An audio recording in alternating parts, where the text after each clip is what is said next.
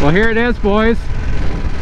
Here it is, the one that, well, honestly, I've been waiting on. The Harley-Davidson PanAmerica.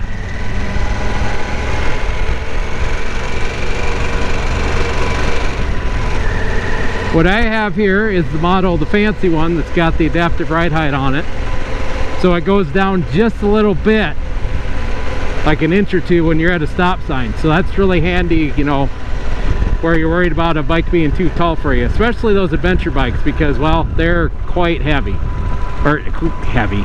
They're quite tall, you know. See, oh, I just felt it right there.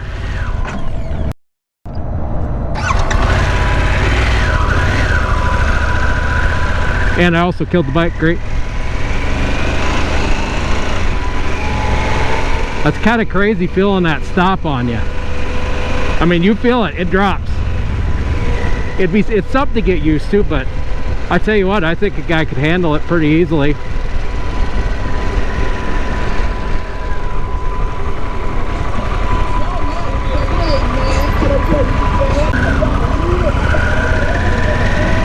Okay, I do like that adaptive ride height. I think that's a good option. Of course, it's got all kinds of ride modes and technology, which for it being a Harley-Davidson is pretty impressive, I think. I ain't gonna lie, when I first heard about the PanAmerica, my first thoughts were, oh my god, they're gonna take a street glide, they're gonna put some knobby tires on it, and they're gonna double the price, and that's gonna be it. That's what I was really worried, that's what it was gonna be. Fortunately, that is not the case. Fortunately, they built it from the ground up, and they also made the price point not unreasonable. Alrighty, so where was I? First of all, ooh, nice breeze. Let's close this vent up, because I'm sure it's going to start popping a little bit. So, like I said, I thought they were just going to do a street glide, and they were going to basically double the price and put knobbies on. I figured they were just going to make a stupid street. But I tell you what, this was built from the ground up, and you can tell. I mean, it's built from the ground up. Like, there's actually some thought put into this. Like, which, you know, that's good. Like, I think, and I think as far as the looks goes, I think they nailed the look. I think I would say they nailed the feel of it. And like I said, the price point, they nailed the price point. Where are we sitting at here? 22, 20, so for about 20, let's say $24,000, you're gonna have a top of the line PanAmerica, and that is pretty impressive to me. Like, that's right in with the market. That whole adventure market's kind of in that 20 grand area price range. So it's got 6 gears.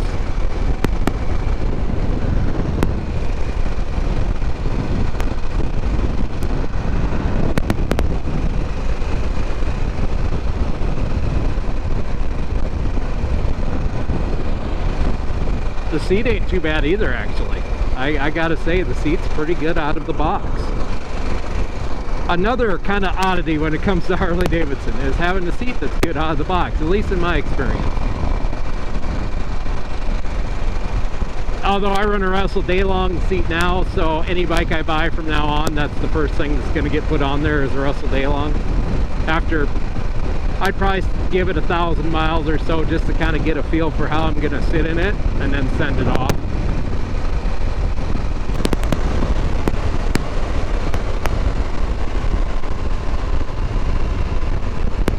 Let's see what rain mode does.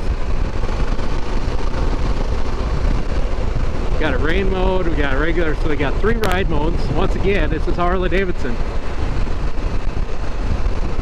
Like I said, I think they nailed it with this bike. I really do. Like, this bike, yeah. Like, they nailed it. I think they absolutely, looks-wise, price point-wise, I mean, feel-wise, it feels wonderful. It's got a great feel to it. granted, it's a 12. It's got a big engine on it. It's got that 12. What's it? 1250. It's got a 1250 cc engine on it. So you're obviously not going to do a single track, and this is just what I've heard because I don't ride off road. So, but I tell you what, for all around, even like around here, little gravel roads in the hills, stuff like that, decent trails that got some width to them, absolutely, I think this bike would work great on it. I do think it would work great. And actually, I'll be honest with you, I do want an adventure bike eventually. If I were looking at full-size bike, this is probably, I would consider this. I would give this one a very long and hard consideration. A lot of it's because of the look. I mean, they're adventure bikes. They're utilitarian. They're not generally, you don't buy an adventure bike for looks. So it's not like Harley really had to try hard, but like I said, I think they really nailed the look on these. And I'm going to pull up here, we're going to take a look at it. I'm sure I'm breaking the rules as far as Harley goes, but what we got? 10 minutes? Yep. But it's okay. It's okay. I run a motorcycle blog. I am the #1 motorcycle blog in Meade County, South Dakota. So, yeah, clout. Who the f am I kidding? I have no clout.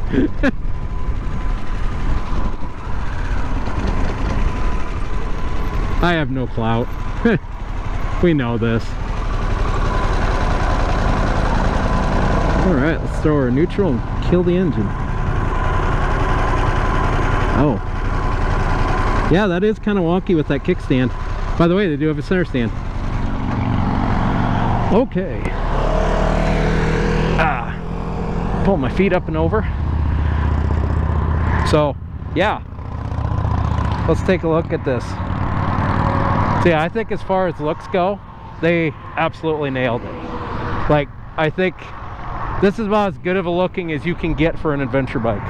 Like, I kind of like that square. They did a good job, I think, of meshing the utilitarian with some looks. But like, I like this little fairing here and how it kind of fits in with the logo there and how they put the logo on that engine. But there's so many good, like I said, it's just a cool, I think as far as adventure bikes go, is freaking just looks cool as hell. It really does.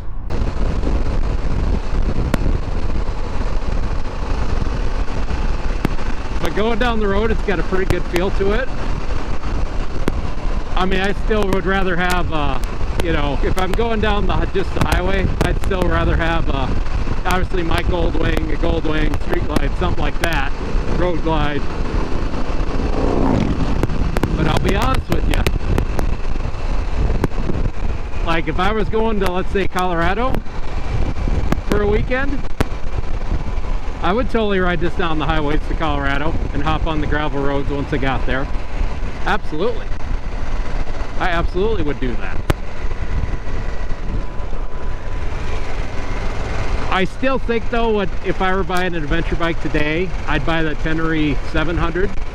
Mainly because their price point is 10 grand, and I already have a full-size bike. But I don't know, man, this would be kind of hard not to buy. Because I've rode the BMW GS, I've rode the Super Tenere, I've also rode the Africa Twin. I would say of all of them I've ridden, this is the one I would have. This is absolutely the one I would have. As much as I love that DCT on the Honda. And I would never own a BMW because I work on my own bikes, so that doesn't correspond with BMW. So yeah,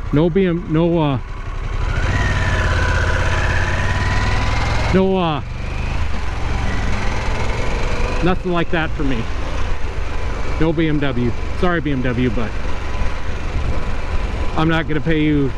I'm not gonna spend all my money getting my bike worked on because I'm my work on myself kind of bike. So that pretty much rules out BMW for me in general.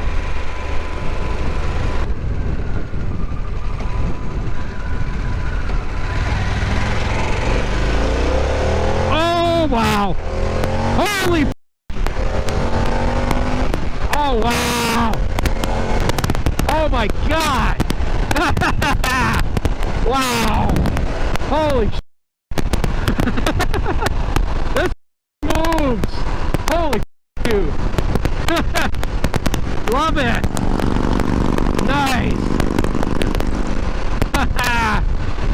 Oh wow, that's impressive. That is f***ing impressive, dude. Holy sh**. Wow! That thing moves.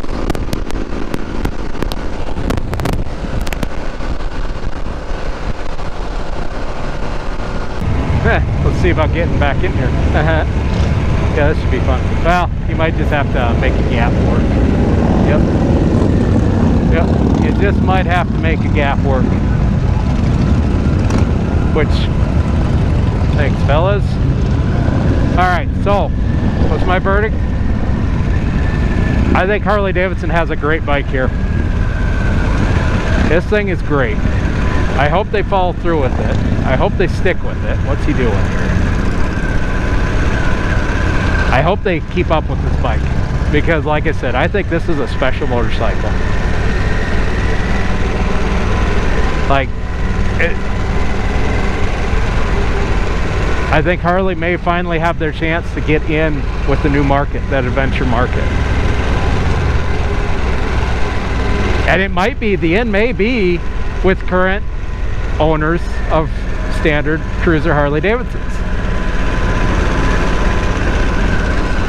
I know Bronco Ride, if I got this right, yeah, he has purchased one of these PanAmericas. And like I said, if you're looking for a touring bike, if you're looking for a heavy dual sport bike, I will say this, definitely don't dismiss the PanAmerica. Do not dismiss the PanAmerica, because I think it absolutely should deserve a bit of your time. You should at least think about it.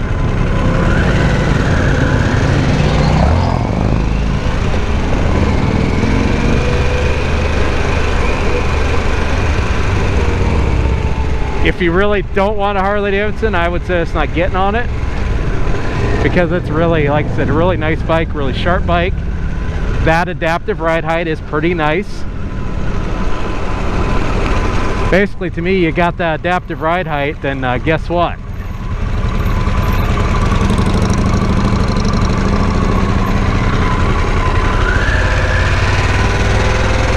You can keep it as high as you should on the on off-road, because you want it as high as you possibly can. I wonder how it feels. I should stand up on the thing here. Maybe I will. Let's see. How's it feel standing up on it? It doesn't feel too bad when you stand up on it. Like I said, I would consider it. I would give this one some long, hard thought. If you want a BMW, then just, you know, if you got already in mind what you're buying, buy it. But like I said, if you don't know, take some time and take a look at it.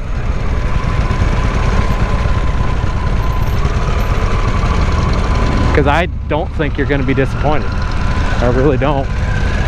But I'm going to shut this camera off, so I'm not recording them when they're doing their thing, and that's it. So there we go. Well, and there you have it, ladies and gentlemen. Another banging video here from the Sodak motorcycle blog. Or maybe you think it sucks, I don't know, whatever. But anyways, I got more where that come from. I got 3 videos popping up on that screen right about now.